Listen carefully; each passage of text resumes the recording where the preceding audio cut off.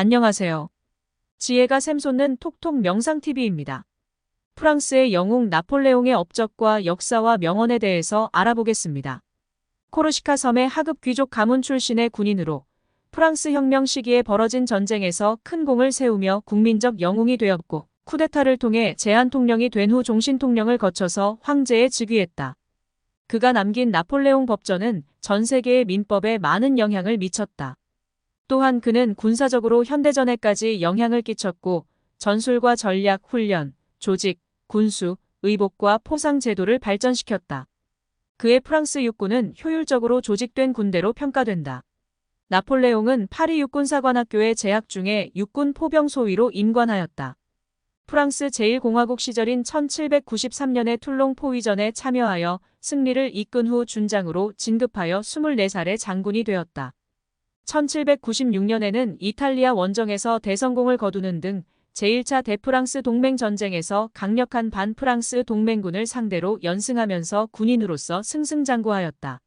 19세기의 첫 10년 동안 나폴레옹이 이끄는 프랑스는 나폴레옹 전쟁을 주도하였다. 유럽의 강대국들을 상대로 많은 승리를 거두었으며 이를 통해 프랑스가 유럽의 패권국가 자리에 오르게 만들었다. 이후 나폴레옹은 유럽의 각국들을 분할하고 서로 견제하게 만들었고 자신의 측근들과 친척들을 유럽 다른 나라들을 통치하게 해 프랑스의 위상을 유지했다. 나폴레옹의 몰락은 대륙봉쇄령 1806년으로부터 시작되었다. 대륙봉쇄령으로 인해 야기된 물자 부족과 생필품 부족은 유럽 민중들을 고통스럽게 하여 반나폴레옹 감정을 고조시켰다. 봉쇄령 위반을 응징하기 위해 시작한 이베리아 반도 점령 실패와 1812년 러시아 원정 실패로 인해 프랑스 육군은 회복하기 어려울 정도의 큰 손실을 입었다. 1813년의 라이프치히 전투에서 패배한 후 대프랑스 동맹군이 1814년에 파리에 입성하였고 나폴레옹은 실각하여 엘바섬으로 유배되었다. 1815년에 엘바섬을 탈출하여 권력을 다시 잡았지만 같은 해 6월의 워털루 전투에서 패배하면서 완전히 몰락하였다. 이후 나폴레옹은 삶의 마지막 6년을 남대서양 외딴 섬인 세인트 헬레나 섬에서 보냈다. 나폴레옹은 프랑스의 영웅을 넘어 현대세계의 원형을 설계한 건축가로 평가된다. 나폴레옹의 영향력은 프랑스나 유럽에 머물지 않고 전 지구적으로 확산했다는 해석이다. 우선 나폴레옹 전쟁은 서구 열강의 식민지 확장 경쟁 속에 아메리카, 아프리카, 인도, 중동, 인도네시아, 필리핀으로 확대됐다. 이 과정에서 프랑스 혁명 정신과 합리주의 계몽주의가 세계 곳곳에 전파돼 변혁운동의 동력을 제공하면서 나폴레옹이 혁명보다 관용과 법 앞의 평등, 합리주의, 그리고 질서와 권위를 선호했다고 강조된다. 나폴레옹의 어두운 그림자도 있는데요. 절대 권력을 위한 언론 통제부터 학살과 노예제도, 부활까지 프랑스 국민 영웅의 감춰진 진실도 있다고 합니다. 우리는 장점만 취해서 교훈으로 삼고 지혜로운 삶을 살아가면 될 것입니다. 나폴레옹은 오늘날 글로벌 스탠더드 사상으로 자리 잡는 데 이바지했다는 평가로 해석되어진다. 다음은 나폴레옹의 생전 명언에 대해서 살펴볼까요? 나폴레옹의 33가지 명언. 사람은 그가 입은 제복대로의 인간이 된다. 사람의 처세법에 있어서 가장 중요한 것은 지나친 정에 쏠리지 않아야 하며 동시에 지나친 이치에도 쏠리지 않고 두 가지를 다 억제할 줄 알아야 한다는 것이다. 사치한 생활 속에서 행복을 구하는 것은 마치 그림 속의 태양이 빛을 발하기를 기다리는 것과 같다. 사회에는 칼과 정신이라는 두 가지의 힘밖에 없다. 그런데 결국은 칼이 정신에게 패배당하고 만다. 산다는 것은 곧 고통을 치른다는 것과 같다. 그러므로 성실한 사람일수록 자신에게 이기려고 애를 쓰는 법이다. 성격의 씨앗을 뿌리면 운명의 열매가 열린다. 숙고할 시간을 가져라. 그러나 일단 행동할 시간이 되면 생각을 멈추고 돌진하라. 승리는 가장 끈기 있는 사람에게로 돌아간다. 승리는 노력과 사랑에 의해서만 얻어진다. 승리는 가장 끈기 있게 노력하는 사람에게 간다. 어떤 고난의 한가운데 있더라도 노력으로 정복해야 한다. 그것뿐이다. 이것이 진정한 승리의 길이다.